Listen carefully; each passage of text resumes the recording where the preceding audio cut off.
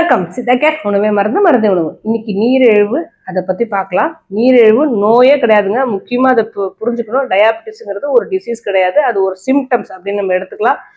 நம்ம உடம்புல உள்ள பேன்கிரியாஸ்ன்னு ஒரு கணையம் வந்து அதுக்கு ஒரு சுரப்பி சுரக்குது, இன்சுலின்ங்கிற சுரப்பி. அது சுரக்கிறத வந்து கொஞ்சம் கொஞ்சமா குறைச்சிக்கும் போது அந்த உறுப்பு வந்து சரியா வேலை செய்யாத போது நம்ம சாப்பிட்ற உணவுலேருந்து உள்ள சுகரை வந்து பிளட்ல கலக்க விட்டுரும். அதுதான் நீரிழிவு அப்படின்னு சொல்றோம். நம்ம ஸ்ட்ரெஸ் இல்லாம நல்ல உணவு பழக்க வழக்கம் நல்லா வச்சுக்கிட்டு நல்ல நம்ம ஒழுக்கத்தோட, அதாவது ஒழுக்கம்னா காலையில் நல்லா நைட்டு நல்லா தூங்கி காலையில எந்த நேரத்துல எழுந்திரிக்கிறோம், எழுந்திரிச்சிட்டு சிறிது உடற்பயிற்சியோ இல்லை நடைப்பயிற்சியோ செஞ்சு நம்ம உணவை கரெக்டா கொண்டு வந்து இதெல்லாம் செஞ்சுட்டாலே இந்த கடையும் கரெக்டாவே வேலை செய்ய ஆரம்பிச்சிடும். இதுல ஒண்ணு தவறுனா கூட நான் அந்த ஸ்ட்ரெஸ் இருந்தாலும் சரி, நம்ம சாப்பாடு உணவு பழக்க வழக்கமும் சரி, நம்மளோட நைட்டு தூங்குற முறையும் சரி, ஏதாவது ஒண்ணு மாறுபட்டா கூட இந்த பொல்யூஷன் எல்லாமே என்வரன்மெண்டல் எல்லாமே மாறுபட்டால கூட, நம்ம சிந்தனை மாறுபட்டா கூட சீக்கிரமாவே அந்த கணையம் வந்து வேலை செய்யாம விட்டுடும்.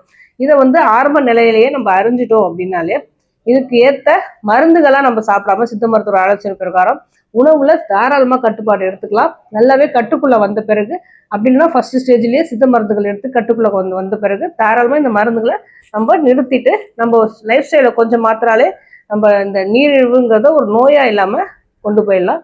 இதே 10 வருஷமா இருக்கு, 15 வருஷமா இருக்கு அப்படின்னா கண்டிப்பா அவங்க ஒவ்வொரு தடவையும் டெஸ்ட் எடுக்க வேண்டி வரும். ஏன்னா அதுவும் மற்ற மருந்துகள் சாப்பிடும் போது முக்கியமா நவீன மருத்துவத்துல மருந்துகள் எடுத்துக்கும் போது நரம்புகள் பாதிக்கப்படலாம், கண்ணு பாதிக்கப்படலாம், தசைகள் எல்லாம் பாதிக்கப்படலாம், கிட்னி பாதிக்கப்படலாம், லிவர் பாதிக்கப்படலாம். இது இவ்வளவு பல பிரச்சனைகள் இதுல இருக்கு.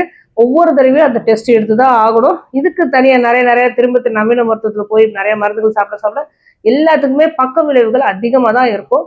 தயவு செய்து நீரிழிவுன்னு ஒரு சிம்டம்ஸ் நமக்கு வந்தது அப்படின்னா, அதுவும் கண்டிப்பா 50 வயதுக்கு மேல வந்தது அப்படின்னா அதை பத்தி கொஞ்சம் கூட கவலைப்படாம இதை வந்து எப்படி நம்மளோட லைஃப் ஸ்டைல் மூலியமா சரி பண்ண முடியும், எப்படி ரிவர்ஸ் பண்ண முடியும் அப்படிங்கிறத நல்லா அலசி ஆராய்ந்து சித்த மருத்துவரோட ஆலோசனை பெற்று நல்லாவே கட்டுக்குள்ள இதை கொண்டு வர முடியும்.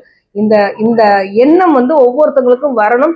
நீரிழிவு வந்தாலே படபடப்பா டக்குன்னு நம்மள இந்த ஓடுற உலகத்துல வந்து நம்ம நிறைய சம்பாதிக்கக்கூடிய வேணும், நிறைய கமிட்மெண்ட்ஸ் இருக்கு லைஃப்ல அப்படிங்கறதாலேயே சட்டுன்னு ஒரு மாத்திரை போட்டோமா, நீரிழிவு கட்டுக்குள்ள கொண்டு வந்தோமா அப்படின்னு இல்லாம இதை எப்படி கொண்டு வரணும், கட்டுக்குள்ள இயற்கையாவே எப்படி கொண்டு வர முடியும் அப்படிங்கிறத சித்த மருத்துவர் மூலமா இதை நல்லா புரிஞ்சுக்கிட்டு அதை நம்ம கட்டுக்குள்ள கொண்டு வந்தாலே நிறைய பிரச்சனைகளை தவிர்க்கலாம். இது இந்த நவீன மருத்துவத்துல சாப்பிட்ற மருந்துகால ஒரு அவ்வளோ பிரச்சனைகளை நம்ம தவிர்த்துட்டு இதை ஒரு நோயா இல்லாம அடுத்தடுத்த ஸ்டெப்புக்கு போகாம தாராளமே கட்டுக்குள்ள கொண்டு வரணும். இந்த தெளிவு ஒவ்வொருத்தவங்களுக்கும் நமக்கு வரணும்.